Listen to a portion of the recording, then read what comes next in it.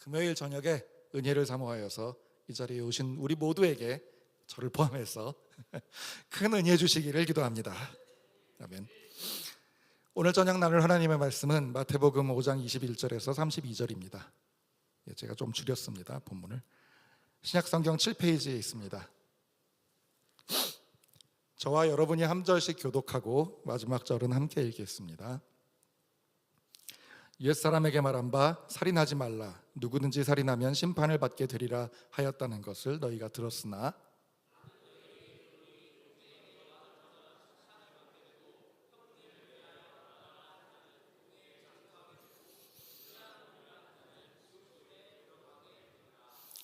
그러므로 예물을 제단에 드리려다가 거기서 내 형제에게 원망 들을 만한 일이 있는 것이 생각나거든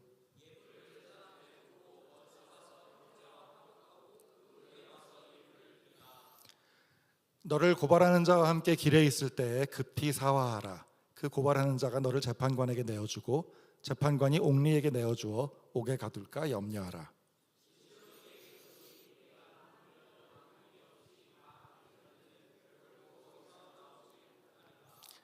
또 간음하지 말라 하였다는 것을 너희가 들었으나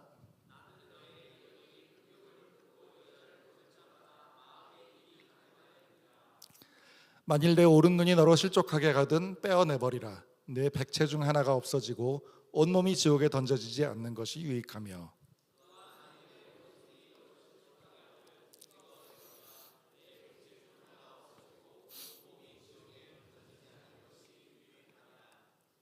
또 일렀으되 누구든지 아내를 버리려거든 이혼 증서를 줄 것이라 하였으나 너에게 이르노니 누구든지 음행한 이유 없이 아내를 버리면 이는 그로 간음하게 하며 누구든지 버림받은 여자에게 장가드는 자도 간음함이니라.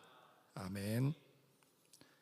산상선포에 대한 지난 설교에서 우리는 마태복음 5장에서 7장에 걸친 산상선포의 주제는 하나님 나라 또는 천국이고 우리는 세상의 소금이자 빛이라는 것을 살펴보았습니다. 또한 예수님은 율법의 규정을 준수하는 것에 기반한 바리새인과 서기관의 의로움의 수준을 훨씬 뛰어넘는 당신께서 새롭게 제시하시는 기존의 율법을 온전하게 해줄 새로운 계명의 수준을 지킬 수 있어야만 하나님의 기준을 통과할 수 있다고, 즉 천국에 들어갈 수 있다고 하셨습니다.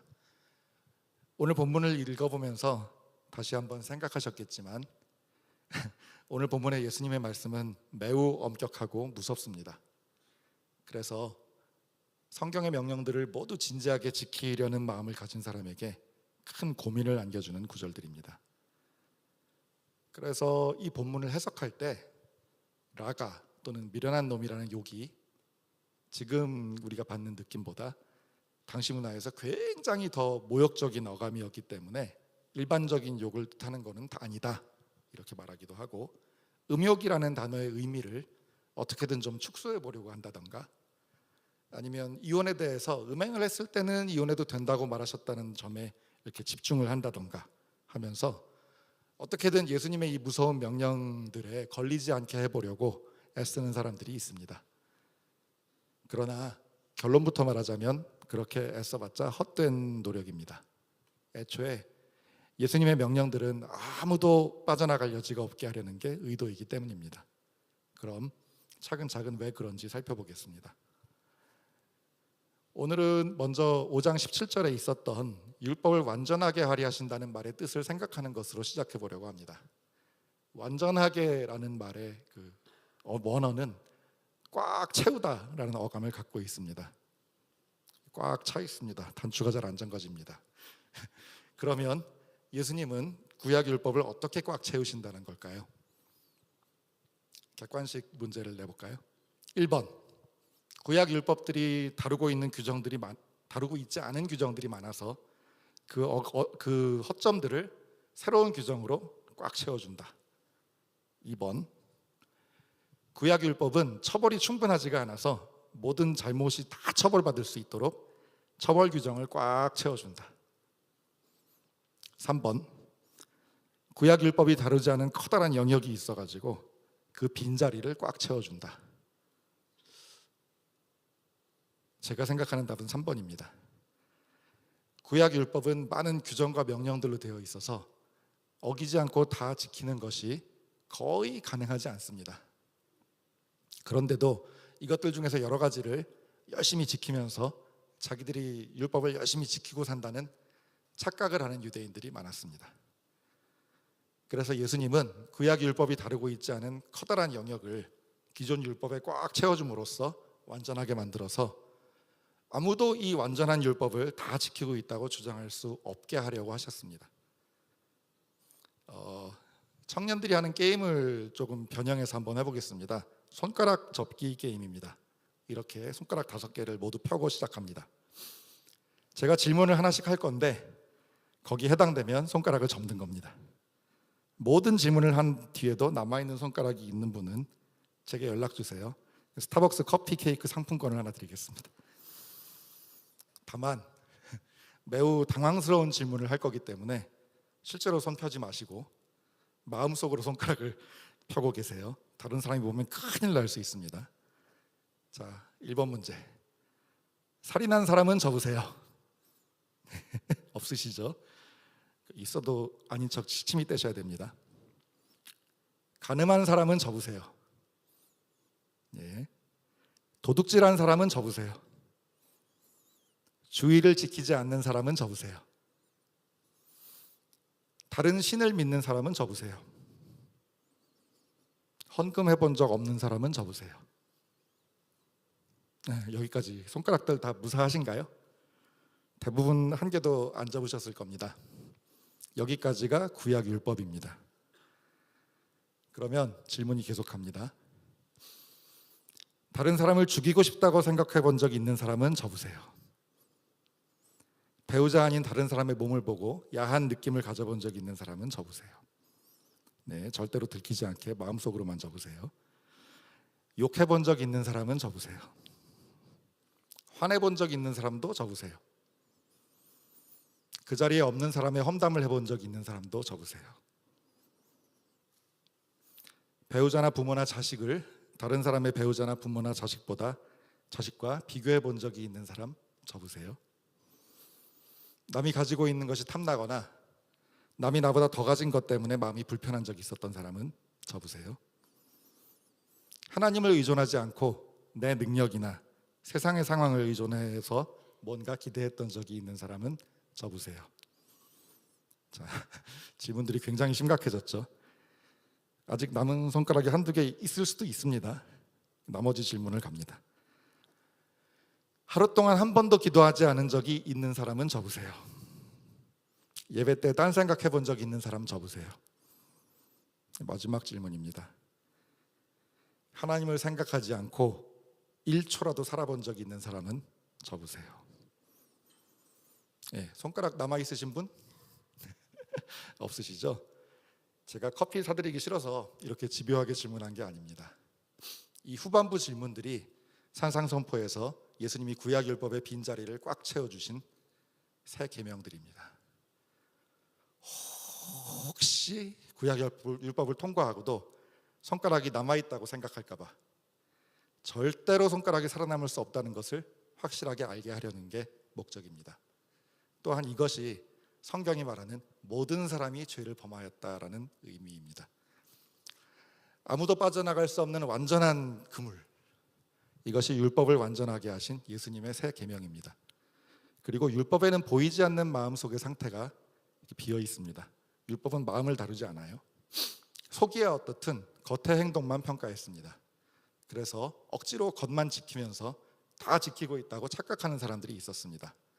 그런데 예수님은 율법조차 놓치고 있던 그 하나 사람의 마음속을 새 계명으로 율법에 더하셔서 율법의 기능을 완전하게 하셨습니다.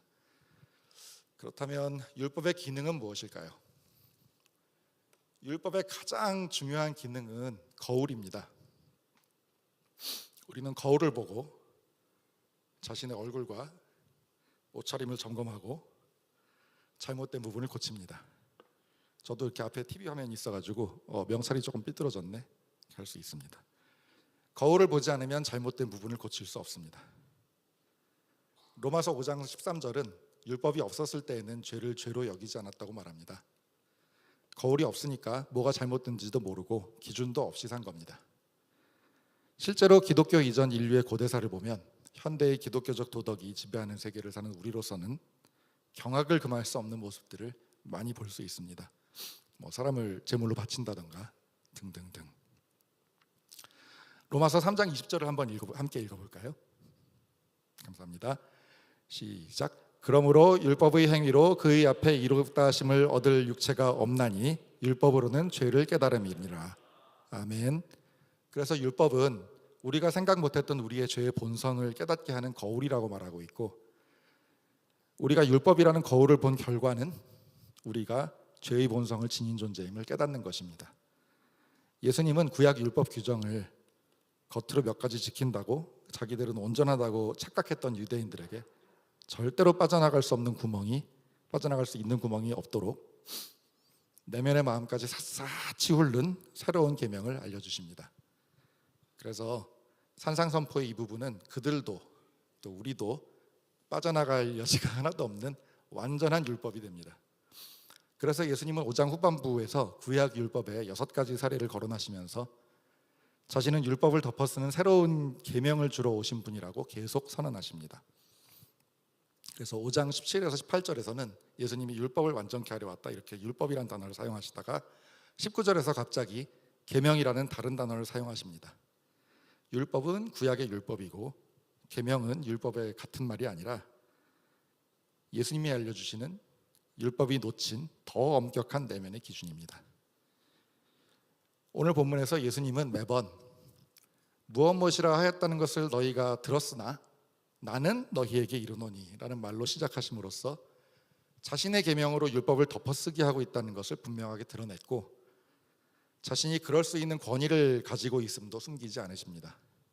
원어 표현에서 나는 이라는 그 말은 강조하기 위해서 없어도 되는 걸 넣은 겁니다.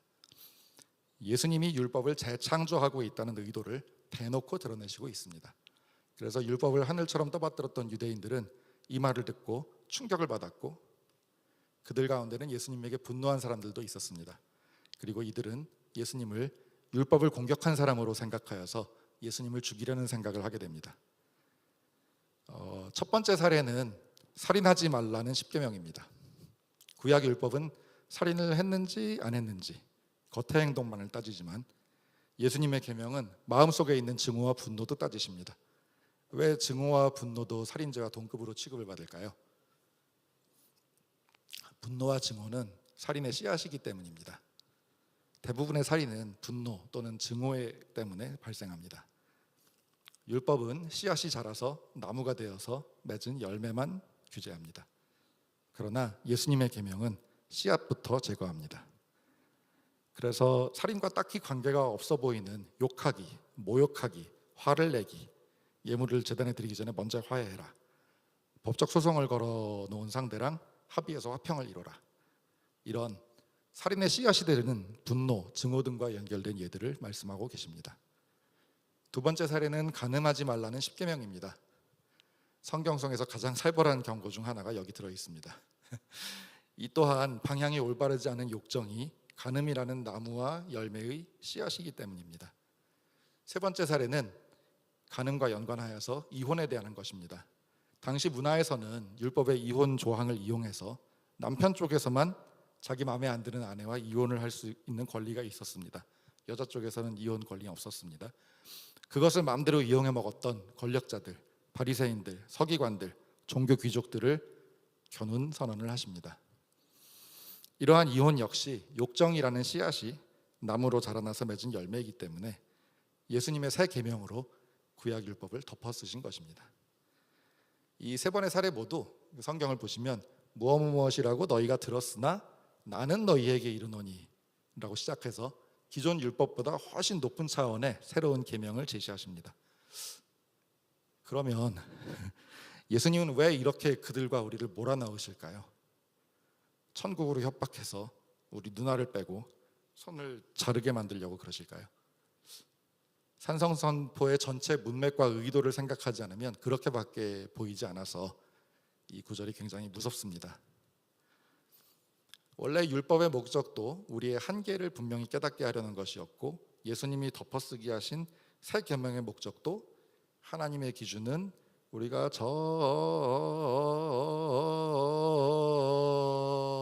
절대로 도달할 수 없는 높이에 있다는 것을 깨닫게 하려는 겁니다.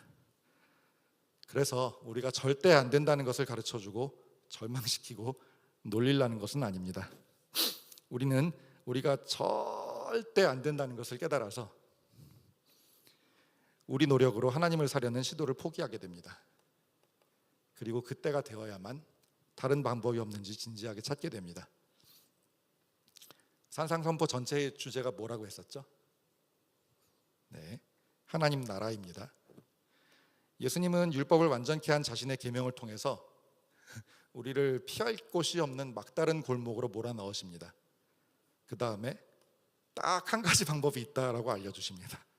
그게 하나님 나라입니다.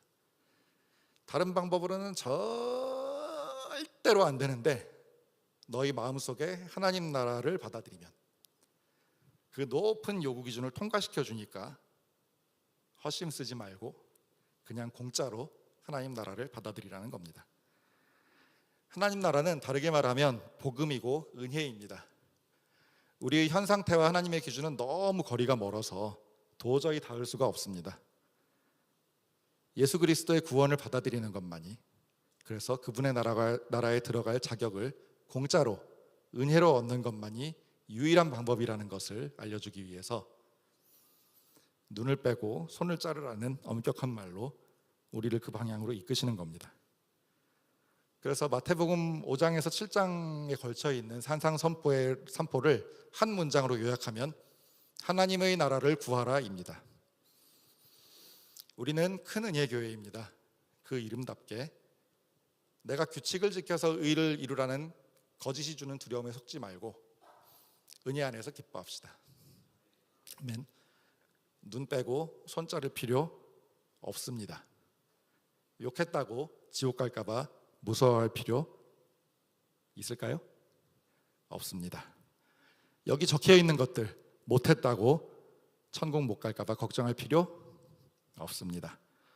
예수님만 있으면 다 됩니다. 아멘. 마지막으로 축원합니다. 오늘 성경이 알려주는 대로 우리는 무슨 짓을 해도 결코 누구도 하나님의 기준을 충족시킬 수 없습니다. 이 진리가 우리를 절망시키는 것이 아니라 우리의 헛된 자기 일을 날려버리고 가난한 마음으로 하나님의 나라를 구하여서 받고 예수님이 거저 입혀주시는 그 높은 하나님의 의를 입고 자유로워지고 두려움 없이 평안해지고 기뻐지고 행복해지는 하나님 나라의 은혜와 복을 점점 더 누려가시기를 축원합니다.